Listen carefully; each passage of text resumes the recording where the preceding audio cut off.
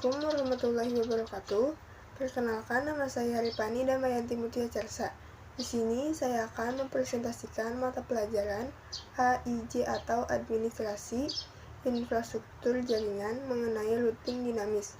Routing adalah suatu protokol yang digunakan untuk mendapatkan suatu jaringan untuk ke jaringan yang lain.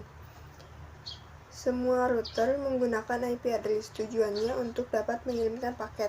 Sedangkan routing dinamis adalah suatu routing yang dilakukan oleh router dengan cara membuat jalur komunikasi data secara otomatis sesuai dengan pengaturan yang telah dibuat. Macam-macam protokol routing dinamis. Yang pertama adalah RIP atau Routing Information Protocol. Merupakan routing information protocol yang menggunakan algoritma distance vector untuk mengirimkan routing tabel ke semua interface router.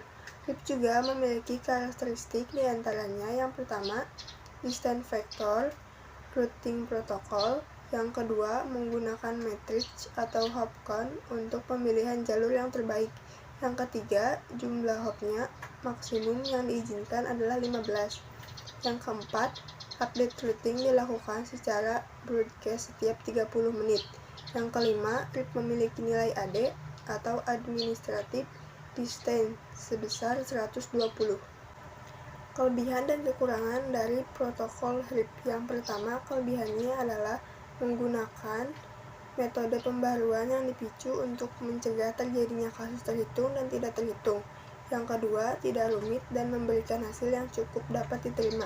Sedangkan kekurangannya, yang pertama, jumlah host yang dimilikinya terbatas, tidak memiliki information subnet setiap rute, yang terakhir, tidak mendukung variabel like subnet masking atau VSLM. Yang kedua adalah OSPF atau Open Fast Fish. OSPF, protokol routing dengan algoritma link state, mampu membagi jaringan menjadi beberapa tingkatan, atau disebut dengan sistem pengelompokan area. OSPF juga memiliki karakteristik. Yang pertama, menggunakan protokol routing interior dengan algoritma link state. Yang kedua, menggunakan algoritma SPF untuk menghitung jalur terpendek. Yang ketiga, memiliki keterbatasan hop count.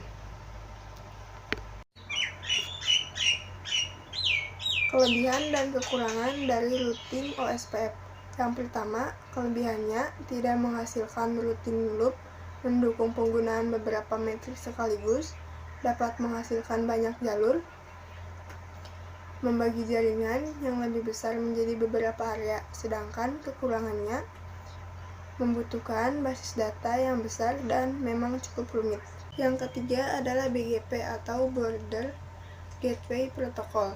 Menggunakan algoritma distance vector, BGP juga memiliki kemampuan untuk mengumpulkan rute, mempertukarkan rute, dan menentukan rute terbaik menuju sebuah lokasi dalam jaringan. Yang keempat adalah EIGRP.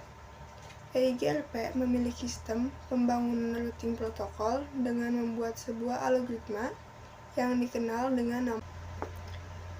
Kelebihan dari protokol EIGRP. Kelebihannya yaitu ketika melakukan konfigurasi secara tepat untuk menghindari loop. Sedangkan kekurangannya jelas hanya karena pemakaiannya untuk router Cisco.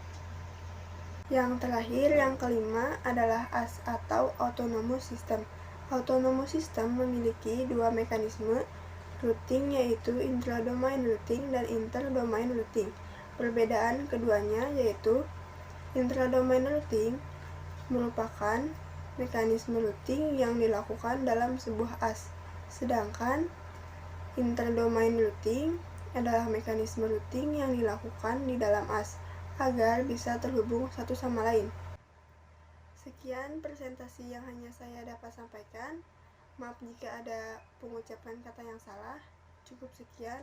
Wassalamualaikum warahmatullahi wabarakatuh.